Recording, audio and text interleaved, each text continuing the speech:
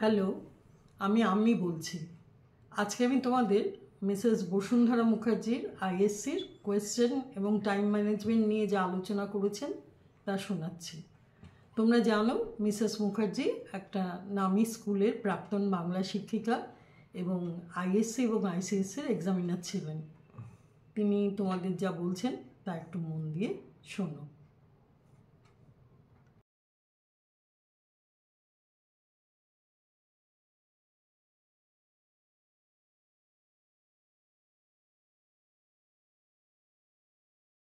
Student, এবার আমি তোমাদের আইএসসি সম্বন্ধে, আইএসসি প্রশ্নপত্রে কিভাবে প্রশ্ন আসে, কিভাবে তোমরা টাইম ম্যানেজ করবে, কিভাবে কতটা লিখলে নম্বর ভালো পাবে, সেই দিকে একটু নজর দেওয়ার জন্য আমি তোমাদের বলছি। প্রথমেই বলি, সেকশন এতে প্রথমে তোমাদের পেপারটা 3 ঘন্টার পেপার। সেকশন এতে আছে রচনা, কম্প্রিহেনশন অর্থাৎ বোধ পরীক্ষণ আর গ্রামার। আর সেকশন বিতে আছে তোমাদের বই, কাব্য, গদ্য, পদ্য সেকশন বিতে আছে। সুতরাং প্রথমে তোমরা 15 মিনিট যে তোমাদের রিডিং টাইম দেওয়া হবে, সেই 15 মিনিটে কোয়েশ্চেনগুলো একবার উল্টে পুরো কোয়েশ্চেন পেপারটা পড়ে নেবে। তার মধ্যে 5 মিনিটের মধ্যে পড়ে নেওয়ার পরেও তোমরা 5 মিনিট রাখবে এসের পয়েন্টগুলো মনে রাখার জন্য, যে এই এসেতে আমি এই 3-4টে পয়েন্ট ইয়ে করে করবো। কারণ প্রথমেই এসেটা শুরু করলে কীভাবে শুরু করবে বুঝতে পারবে না। আর তারপরের 5 মিনিট তোমরা রাখবে বোধ পরীক্ষণটা, যেটা কম্প্রিহেনশন যেটা আছে, সেটাকে তোমরা খুব ভালোভাবে পড়বে। এবং কারণ প্রথম 3টে প্রশ্ন আছে 3 তিরিক্ষে 9, অর্থাৎ 9 নম্বরের আছে, অর্থাৎ তোমাদের একটু বেশি করে লিখতে হবে। যত না তোমাদের প্যাসেজ আছে তার মধ্যেও একটু বেশি করে তোমরা যদি যোগ করতে পারো সেটা বেশি ভালো হয়। আর তারপরে আছে 6টা কোয়েশ্চেন 1 নম্বর করে। এই হয়ে গেল সেকশন এ। আর সেকশন বিতে 4টে কোয়েশ্চেন লিখতেই হবে, 3টে বই থেকে 4টে কোয়েশ্চেন।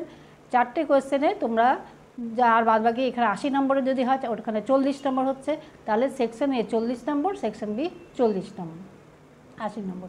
এবার তোমরা প্রত্যেকটি, আগেই আমি তোমাদের কিছুটা হিন্টস দিয়েছিলাম এবং এখনও আমি বলছি যে প্রত্যেকটি কোয়েশ্চেন লিখবে, মানে সেকশন এটা লিখবে 1 তারিখে, মানে সেকশন এ আর সেকশন বি মিলিয়ে দিও না। সেকশন এ যতটুকু লিখতে পারবে রেখে দেবে, বাদ বাকি পাতা ছেড়ে দেবে, ফ্রেশ পেজে শুরু করবে। সেকশন বি দিয়ে ভাবে লিখবে। সেকশন এ একবার একটা কোয়েশ্চেন লিখলাম, তারপরে কি আবার এসেটা লিখলাম, এভাবে করো না, একদম সিরিয়ালি লিখবে। তাতে যদি তোমার লেখা সম্পূর্ণ না হয়, সেটা কিছুটা পাতা খালি রেখো, তাহলেই সেটাতে হয়ে যাবে। কিছুটা তুমি মেকআপ করতে পারবে পরে যখন রিভিশন করবে। রিভিশন করার জন্য তোমাদের অনেক টাইম পাবে, কারণ তোমরা ধরো এসেটা লিখলে তোমরা হয়তো 20 মিনিটে হয়ে গেল, বোধ পরীক্ষণটা তোমার 15 মিনিটে হলো, 20 আর 15 35 মিনিটস। তারপরে রইল গ্রামারটা হলো 10 মিনিটস, তাহলে হলো 45 মিনিটস। আর রইল 45 মিনিটস। এবার ওই 45 মিনিটসে, মানে 90 মিনিট মানে 3 ঘন্টা, আর ওই 45 মিনিটসে তোমাদের ওই সেকশন বির কোয়েশ্চেনগুলোকে লিখতে হবে। এবং তারপরেও তোমরা অনেক সময় পাবে, কারণ সেকশন বির কোয়েশ্চেনগুলো খুব একটা বড় আসে না। আর যেহেতু তোমাদের পড়া আছে, ওটা রিভিশন করা আছে, সেটা চটচট লিখতে পারবে, কোনো অসুবিধা তোমাদের হবে না।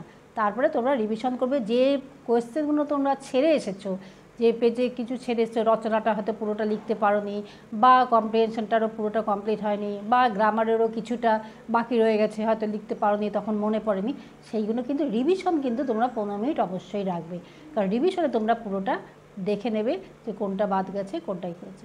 আর আমি আগেই বলেছি, প্রত্যেকটি কোয়েশ্চেন সেকশন এ হোক সেকশন বি হোক ফ্রেশ পেজে শুরু করবে। ওইখানে নিচে একটুখানি জায়গা ফাঁকা আছে, সেখানেই 1 নম্বর প্রশ্ন লেখার পর 2 নম্বর প্রশ্ন লিখবে, সেটা কিন্তু লিখবে না। এই মোটামুটি এইটুকুই আমি বলতে চাই তোমাদের। আর ফ্রেশ পেজ, টাইম ম্যানেজমেন্টে তোমরা কি দেখেছো, যে টাইম ম্যানেজমেন্টে আমাদের দেয়া আছে যে MCQতে তো বেশি টাইম লাগে না। ফার্স্ট 15 মিনিটস কোয়েশ্চেন ভালো করে পড়বে। একদম আমি ব্রিফলি বলে দিচ্ছি, সংক্ষিপ্তভাবে তোমাদের বলে দিচ্ছি, যে ফার্স্ট 15 মিনিটস কোয়েশ্চেনগুলো তোমরা ভালো করে পড়বে। এসের জন্য সময় রাখবে 30 মিনিটস, কম্পিটিশনের জন্য রাখবে 20 মিনিট। মনে রাখো, সময়গুলো মনে রাখো, এর বেশি হলে আর তোমরা চালাবে না। কারণ এসে লিখতে যদি তুমি 30 মিনিটের জায়গায় 45 মিনিটস করো, তাহলে তোমার কম্পিটিশনটা লেখা কমপ্লিট হবে না, তখন তোমার নম্বর কমই আসবে।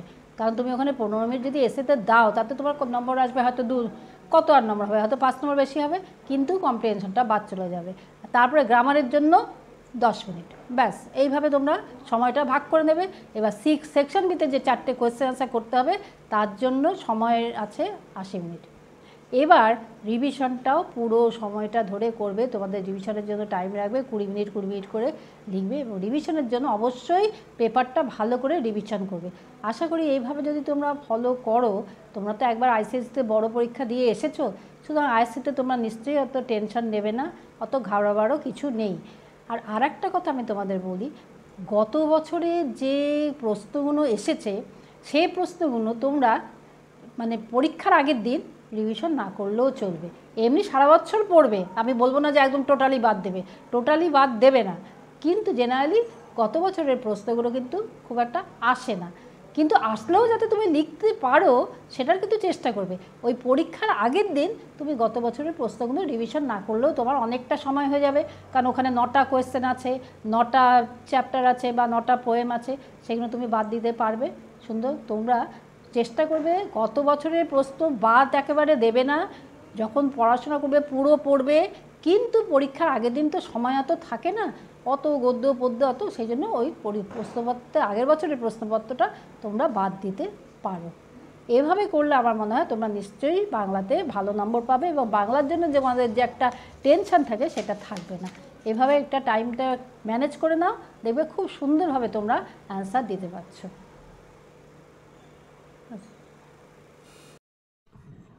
এতক্ষণ তোমরা ওনার কথা শুনলে, উনি আইএসসিতে প্রশ্ন কীরকম হবে এবং তার জেনারেলি কীরকম হয় এবং তার মার্কস ডিভিশন কেমন হয় তা জানালেন। কিভাবে সময়ের মধ্যে ভালোভাবে আনসার দেওয়া যায় সেটাও তিনি বললেন। আর গদ্য পদ্য নাটকের মূল বইটা তোমাদের ভালোভাবে পড়ে নিতে হবে, নয়তো কোয়েশ্চেন কোথা থেকে আসছে তোমাদের পক্ষে বুঝতে অসুবিধা হবে। পরীক্ষায় অনেকটা সময় পাবে তোমরা, তাই তাড়াহুড়ো করার একটু দরকার নেই। আর এসে সিলেকশনটা ঠিকঠাক করে নিও, তাহলে পরে লিখতে পারবে। তার কারণ হচ্ছে এসে তো অনেকগুলো এসে থাকে, অনেক অপশান থাকে, তাই তোমাদের সিলেক্ট করতেও কোনো অসুবিধে হবে না। আর সবচাইতে বড় কথা হচ্ছে বাংলা তোমরা লিখতে পারবে, এই কনফিডেন্সটা রেখো, তাহলে সব লিখতে পারবে। আর একটা সবচাইতে বড় কথা, ধরো কোনো একটা জিনিস হয়তো একটু পারবে না, মনে হচ্ছে হয়তো পুরোটা পারবে না, কিন্তু তবুও বলবো যতগুলো লিখতে হবে সবগুলো অ্যাটেম্প্ট করো। সবগুলো অ্যাটেম্প্ট না করলে কিন্তু এক্সামিনার তোমাদের মার্কস দেওয়ার জায়গা পাবেন না। সুতরাং সবগুলো অ্যাটেম্প্ট করো, সবগুলোই লিখতে পারবে, এমন কিছু কঠিন প্রশ্ন হয় না। সুতরাং আশা করি তোমরা লিখতে পারবে। আর সবচাইতে বড় কথা, সামনেই পরীক্ষা, তোমাদের পরীক্ষা ভালো হবে, শরীরটাকেও ভালো রেখো। আজকে তাহলে এই পর্যন্ত, তোমরা কিন্তু সবাই ভালো থেকো, ভালো করে পরীক্ষা দিও, ঠিক আছে? আজ আসছি।